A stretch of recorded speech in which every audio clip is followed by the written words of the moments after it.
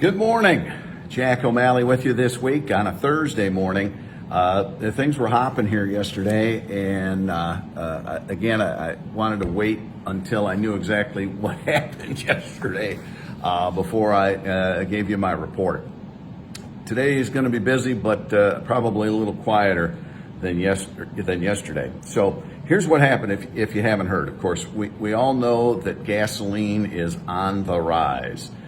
There are, you know the reasons, the Russian oil situation and the geopolitical situation out there. And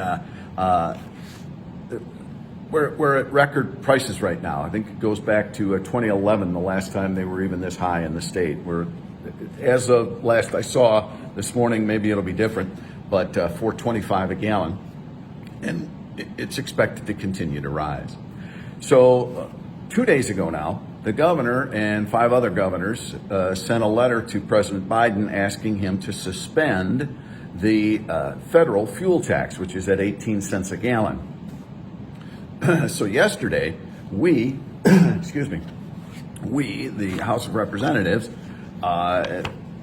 introduced legislation that would remove, they're calling it a tax holiday, remove the road tax, the gas tax, from a gallon of gas, which is at 27.2 cents a gallon, for 6 months.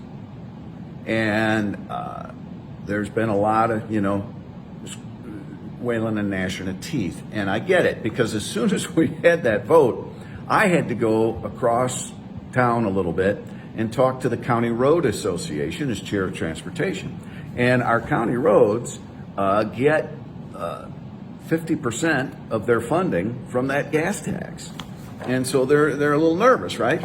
And so, the word is we have, a lot of money in surplus right now.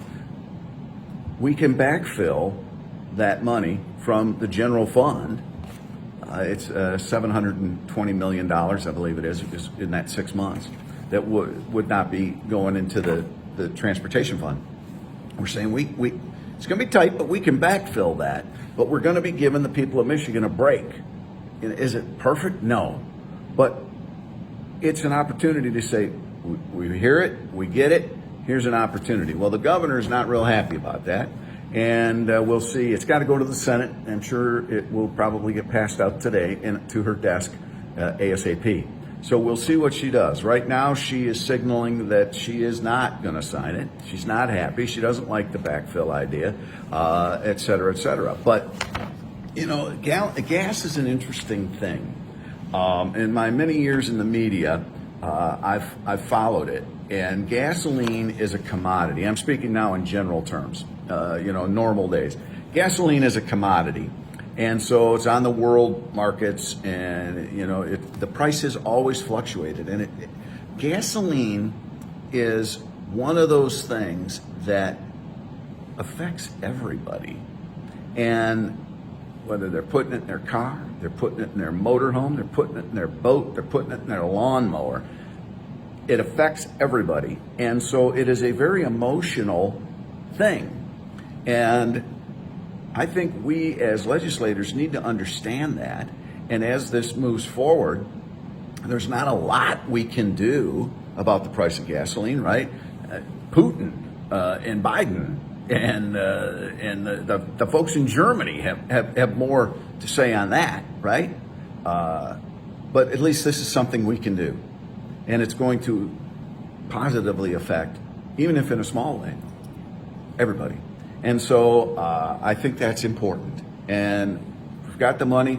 Let's use it in a way that we can help the people of Michigan, from grandma right on up the line, right? Now let's keep talking here for just a minute.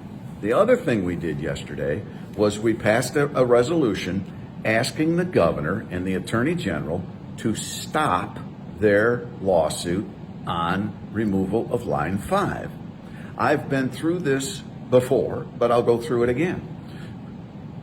Last year in transportation, we said, okay, if we're going to shut down Line 5, what does that mean to the infrastructure of the state of Michigan? Okay? Well, that oil is still needed. And I know there's some people who will say, well, we're going to be moving to electric vehicles, we don't need oil.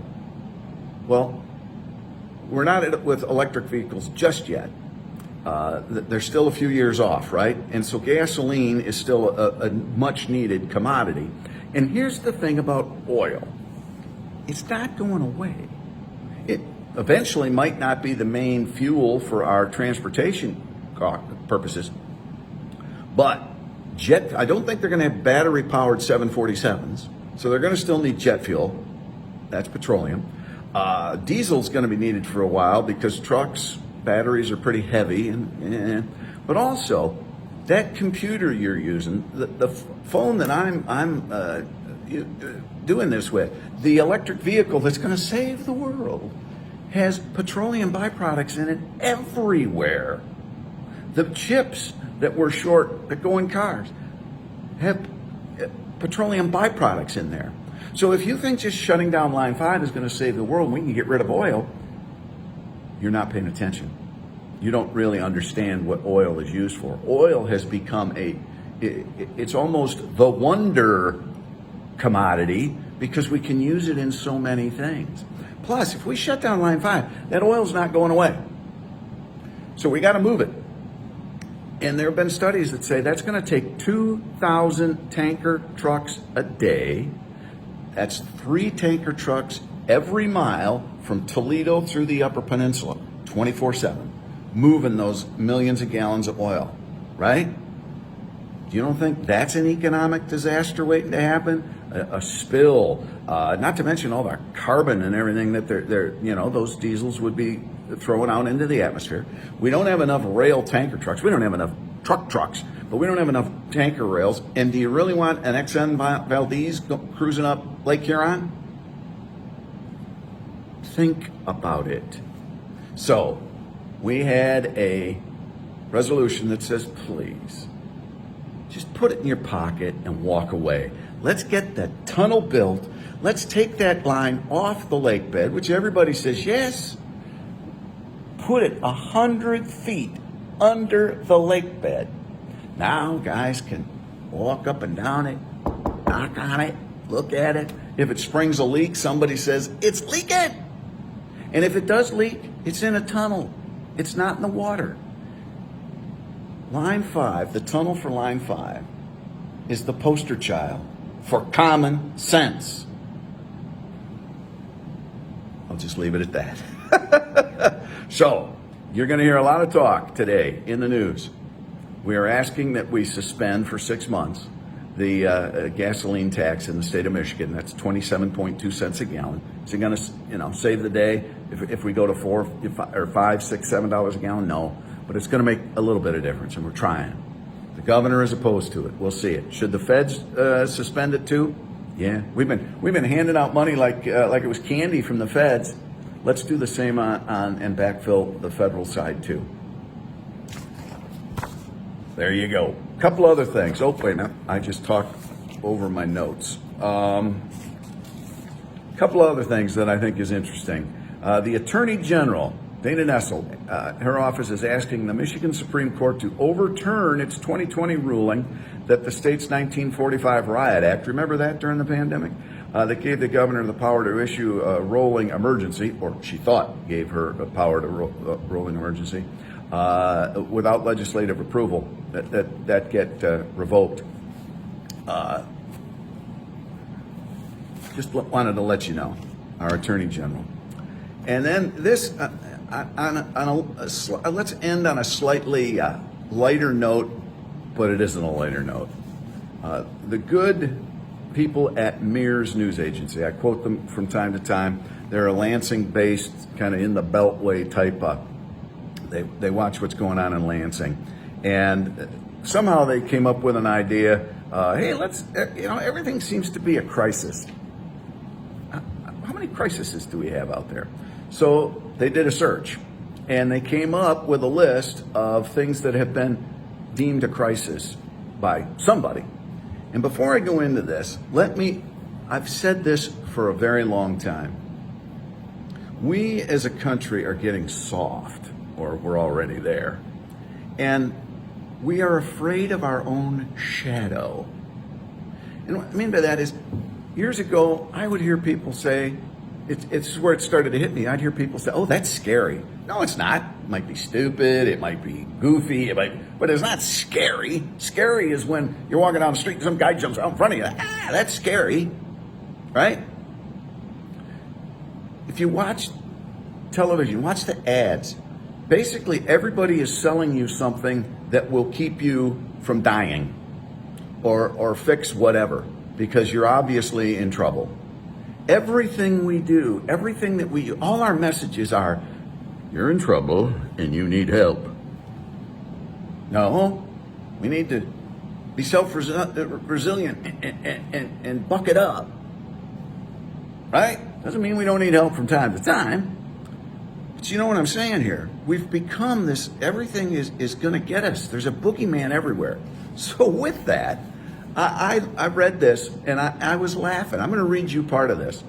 So this is the Mears News Agency. Again, a tip of the hat to them for this story. I'm going to read you 3 paragraphs.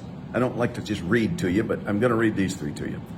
In a review of this year's press releases, Mears 2020 headlines, and shared Michigan news content from the last 7 months, found the word crisis attached to more than 40 categories.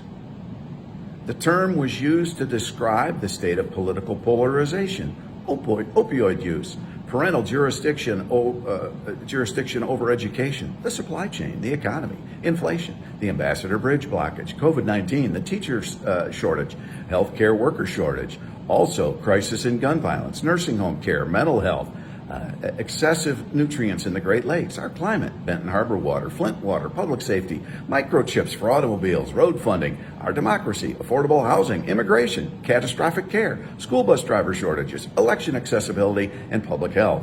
They also found crises for battery fires, child care, civil rights, domestic violence, gambling, line 5, Michigan prisons, PFAS, contamination, prescription drug, reproductive rights, unemployment, the governor traveling out of state, the University of Michigan, president's firing, and low female representation. They're not all crises. They're problems. They're pains in the neck. They're issues we have to work on. It's a crisis. We've got to do. No, it's not a crisis. So I know many of you already do, but for those of you who I might help open your eyes to that, pay attention to how people are trying to spin things. You know, I'll talk about childcare. Childcare is a major problem. It is on the ropes. It's about to disappear. We've got to get things moving. But everything is being used as a crisis? I don't know. Just something to think about as we move forward, all right? So that's what I got for you this week. We'll see if the Senate's going to hopefully pass the suspension of the gas tax today, and we'll see if the governor signs it tomorrow. All right? Take care. Be safe. Enjoy this warming weather.